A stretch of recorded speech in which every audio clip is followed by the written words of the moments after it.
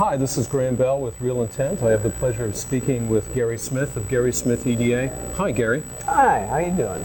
Good. We just had a nice lunch here at Spencer's at the Wonderful lunch. Yes, it was good eating at Spencer's at Doubletree here in San Jose. Gosh, it's the 21st of May. It's 2 weeks before DAC. What should we be looking for at DAC, Gary? What do you see? Well, the winners this year have been the ESL guys. I mean, most of the upper mainstream now have moved up to ESL. They understand that the tool flow isn't complete, and they're looking for new tools. So there's 14 people on the list for ESL tools that could solve or will solve many of the problems. So ESL is sort of the big player right now. Other than that, once again, it's the Silicon Virtual Prototype and the RTL sign-off tools. Trenta's now has their Silicon Virtual Prototype. There's a couple other players that will have one next DAC, but not yet. So we're finally getting that position filled, and then of course all of the RTL sign-off tools are really important to the tool flow. The ones the real must-sees are Real Intent and Jasper. They have probably the two most complete tool sets out there in sign-off tools. The other thing that we're talking about is with the new FinFETs that are coming out is, as I once said, is the software stupid? Well, it's also the transistor stupid, because the FinFETs are going to change the world of IC design. Sage is a company that has a great tool. Take a look at them. A couple of companies that I put on the list because of what they're doing, but also it really fit into the 50th anniversary. John Tanner, I've known John since he was at Caltech, and he's put together a company that was really targeted for years and years and years at the military, government, and university market. He had a knack of being able to pull in DARPA funding. If I remember right, he got out the first MEM tools that were ever built. He's just done a lot for the industry. Well, they've decided that they're going to play with the big boys now. So go visit John's company.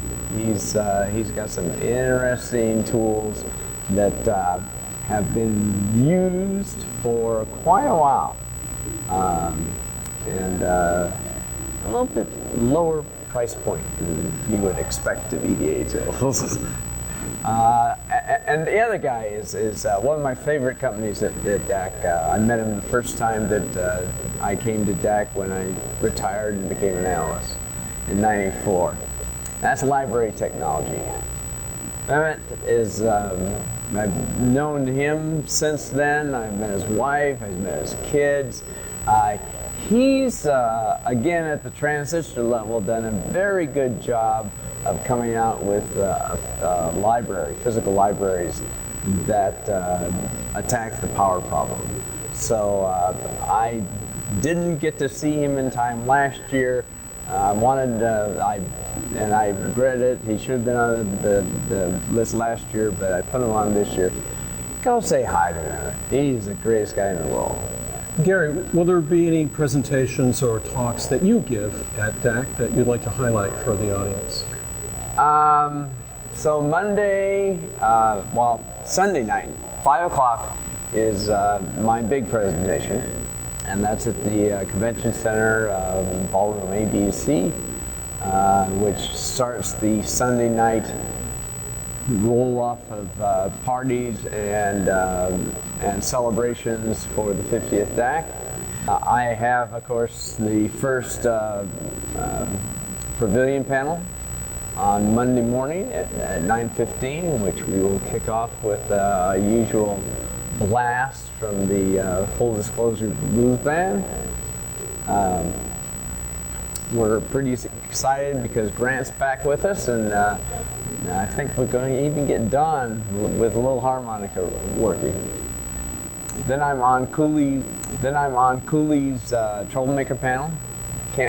There's a verification panel on Tuesday, and I haven't looked at the book to see where it is that Brian Bailey is doing. So that's going to be a good show. And don't forget the Caden's Denali party. The Full Disclosure Blues Band will be playing there. We're going to have a great time in Austin, so don't miss it. Remind our audience where you can get the Gary Smith EDA reports. Go to GarySmithEDA.com. All the reports are up, finally.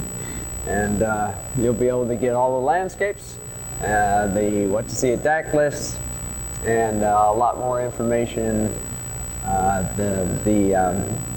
The seat count report I redid the seat count report early because the old seat count report became almost instantaneously obsolete with the new multi-platform based design stuff.